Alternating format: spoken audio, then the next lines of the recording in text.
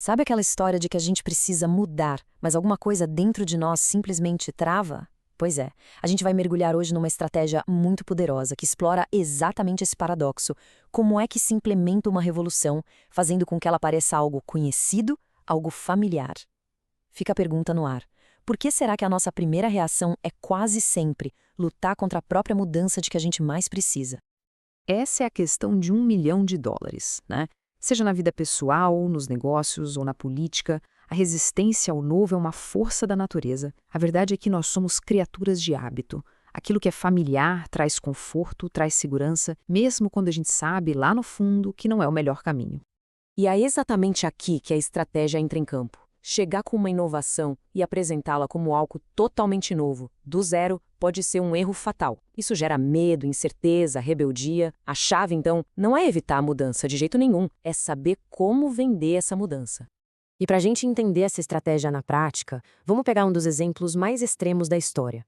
Pensa lá na China, da década de 1920. Um jovem comunista chamado Mao Tse-tung assumiu uma tarefa que, sinceramente, parecia impossível: implantar uma ideologia radical e estrangeira no coração da sociedade mais antiga e tradicional do planeta.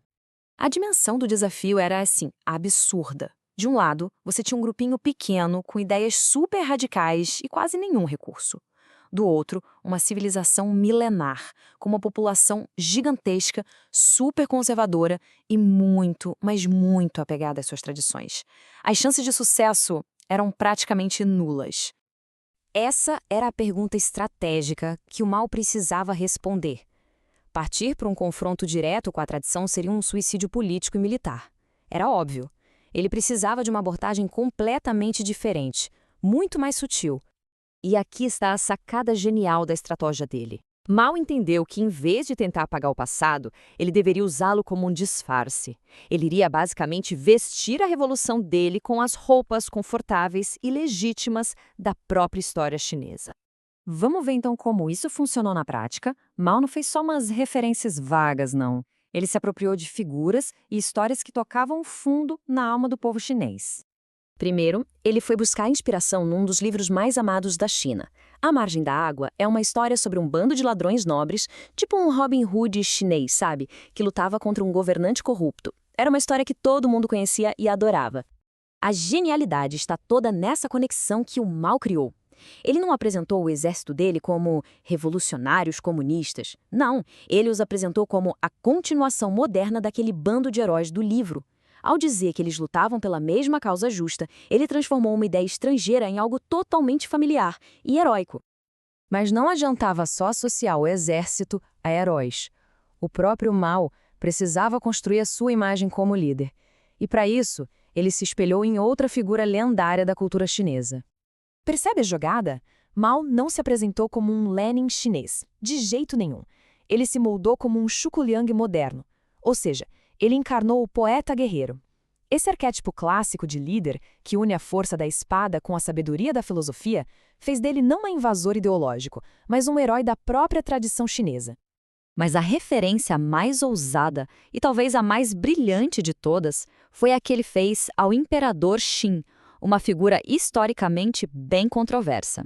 Isso aqui é a estratégia na sua forma mais pura.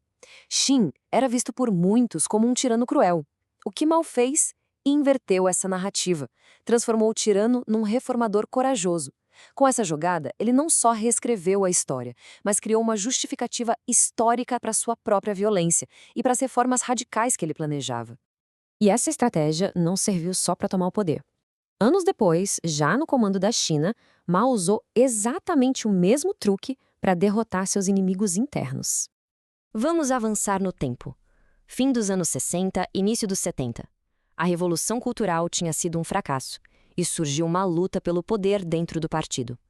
O principal rival de Mao era Lin Piao, um cara que tinha sido um antigo aliado. E aqui a estratégia se repete de forma brilhante. Em vez de tratar a coisa como uma simples disputa política, Mao enquadrou tudo como uma batalha filosófica épica. Ele associou seu rival, Lin Piao, a Confúcio, que era o símbolo do conservadorismo do velho. E, assim mesmo, ele se ligou ao legalismo, uma filosofia antiga que pregava o uso da força para criar uma nova ordem. A luta virou, simbolicamente, uma batalha entre o passado e o futuro. O resultado foi devastador para Lin Piao.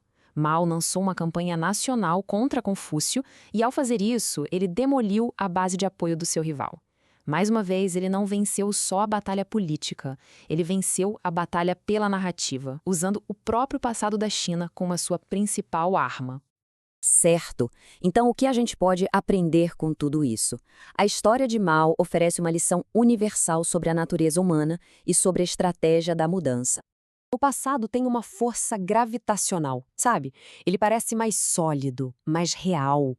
Quando você associa uma ideia nova a algo que já existiu, é como construir em cima de uma fundação de pedra. Você dá uma legitimidade instantânea que o novo, por si só, jamais teria.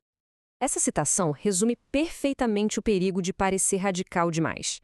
Destruir o que é familiar cria um vácuo, e as pessoas têm pavor do caos. Uma mudança bem-sucedida não cria um vácuo. Pelo contrário, ela se apresenta como a evolução natural de algo que já é conhecido e aceito. Então, a estratégia toda pode ser resumida nestes 3 passos bem simples. Primeiro, pegar emprestada a legitimidade do passado. Segundo, apresentar a mudança não como uma ruptura, mas como uma melhoria confortável de algo que já existe. E terceiro, e talvez o mais importante, disfarçar a verdadeira radicalidade da reforma debaixo do manto de formas e tradições antigas. E isso tudo nos leva a uma pergunta final. Por que essa estratégia não morreu com Mao? Muito pelo contrário. Ela está sendo usada agora, neste exato momento, na política, no marketing, na tecnologia. Vale a pena prestar atenção. Que histórias, símbolos e tradições do passado estão sendo usados hoje para nos vender um futuro radical? A resposta pode surpreender.